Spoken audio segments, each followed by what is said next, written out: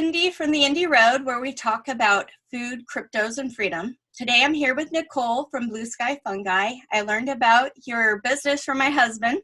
One day he came home from Silverton Farmers Market and told me he was going to start growing mushrooms in the backyard. We now have lion's mane, shiitakes, macaques, pearl oysters, blue oysters, king stropharia, and morels. This is our first year growing mushrooms and are very anxious to see the results. So Nicole, how did Blue Sky Fungi get started? Well, I took a cultivation course with Jay at Fungi for the People down in Eugene area in 2014, and I met Matt in 2015, and he had quite a few dietary sensitivities and a lot of inflammation. And when we started adding medicinal mushrooms like chaga and reishi into our diet, he started to feel great relief in all of these symptoms, and it inspired me to, take it more too. And that just kind of ballooned into, or mushroomed, if you will, into a business.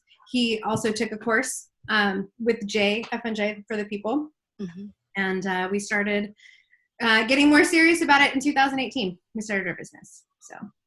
Okay, so 2 years. So how do you grow and harvest the mushrooms?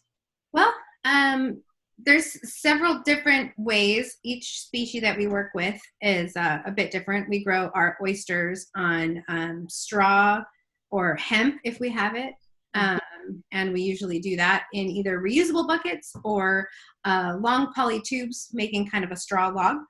Our shiitake blocks we grow on oak wood chips, and we use biodegradable autoclavable bags and make little blocks, which is pretty much the industry standard beyond the log cultivation, which is great, but takes a long time and you need a lot of space. We do the same thing for lion's mane as well. Just a little bit different of a medium. It all changes the rate of supplementation and nutritional content. Shiitake prefers it low, lion's mane prefers it high. So it's roughly the same for each one. Outside this window, I have logs that my husband set up with mushroom plugs. So we're anxiously awaiting to see the results. How long does it take for us to see those results? Well, there's a few factors. How large the log that you used is. So mushrooms are really intelligent in that they like to eat all of their food before they reproduce. So it's going to colonize that log before you'll see mushrooms. Anywhere from a year to 2 years. Okay. The harder the wood, the longer it's going to take, but also the longer it's going to produce. So good. That's hopeful. Yes, it does really work. Sometimes it takes a little longer than you'd wish it would. Do you do any indoor cultivation? We do kind of a mix. Right now we do our inoculation in our indoor lab. That's our clean space. And then we incubate inside where we can control the temperature. And a lot of times mushroom require a little bit warmer of an incubation than it does for fruiting temperatures. So when we fruit them, we move them outside for several different reasons. It's easier to control the humidity when you're outside and not damage your home or your building. And also the drop in temperature is helpful to kind of shock it into fruiting. Oh, wow. Yeah. The drop in temperature. Yeah. Interesting. So is growing mushrooms labor intensive? Yes, it is labor intensive. It's not that it's very hard, but you do the same thing over and over and over and over. And then it takes time, to harvest each individual one. And we do it all from petri dish to the end. So we make our own agar, we pour our own plates, we build our own flow hood. So everything, collectively, it takes a lot of time for sure. What is the process of growing edible mushrooms in your backyard? You could go about it a few different ways. The easiest would be to get the plug spawn and do the logs if you have access to that. King stropharia is another great beginner mushroom patch. It is a soil mushroom, and you can do it very easily in any space that has relative shade.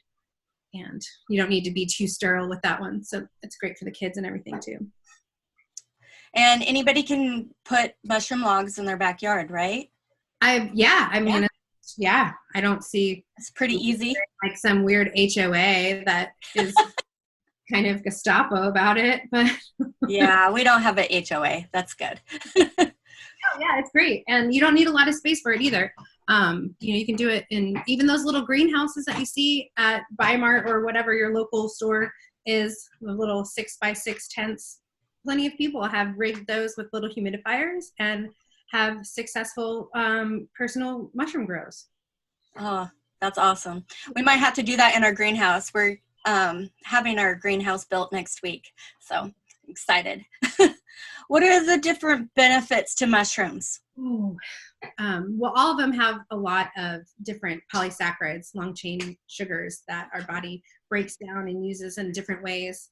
Immunomodulating is a great, Matt's getting me some literature. There's so many different mushrooms, and there's so many different benefits to each.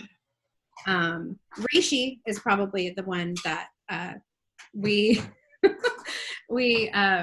really tout all the benefits of, and it's the one that's been studied the most. It's the number one ingredient in most traditional Chinese medicines, and it's anti-inflammatory, antiviral, it's adaptogen, so it helps to bring your body back into balance, which is really great because many times we don't really know exactly how things got to where they were. We just know that they're not right. So instead of going too far one way or the other, kind of brings us back into the center in its own gentle way.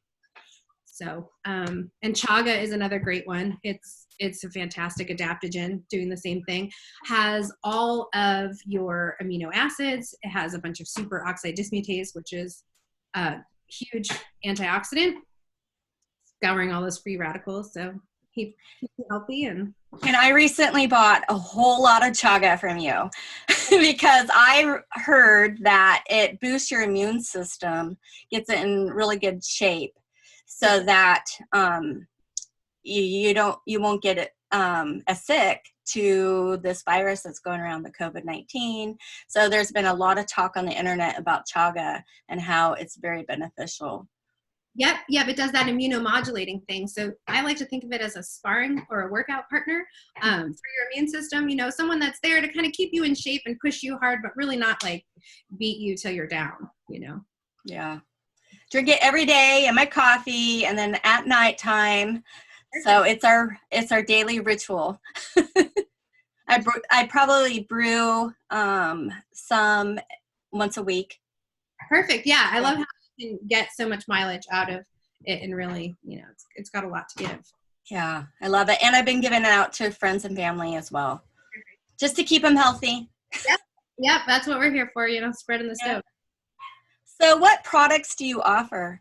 Right now we have fresh mushrooms, of course, available at the farmer's market. But online we have tinctures that we make from wild-crafted or cultivated mushrooms that we grow. We offer kits to grow several different species and plugs of also those species. A couple different ways to grow that. And we also sometimes do grain spawn and other spawns to custom orders for people that want to get a little bit more serious and, fill up their greenhouse. Yeah. Like me. Yeah, I was picturing Ian and you for sure. Yeah. So we can find you at the Saturday market. Are there any other places that we can find your products or be able to talk to you? How can we contact you? Currently, you can get in touch with us through our website, blueskyfungi.com, and Gmail, blueskyfungi@gmail.com. Yeah, we're at the Silverton Farmers Market, and we're both owners of the Silverton Food Co-op, so we're really hoping to see that blossom into fruition, and hopefully then you'll be able to find our mushrooms and products there too. And yeah, otherwise than that, we're just kind of keeping it at home like we're supposed to. Yes, I have bought mini mushrooms and kits from you at the market, and as well as online. Yeah. Perfect. Yeah. All right. Yep. All right. Well, thank you, Nicole, for giving me this valuable information and to share with others. I really appreciate it. Yeah, thanks for giving me the platform to do so. All right. Thank you.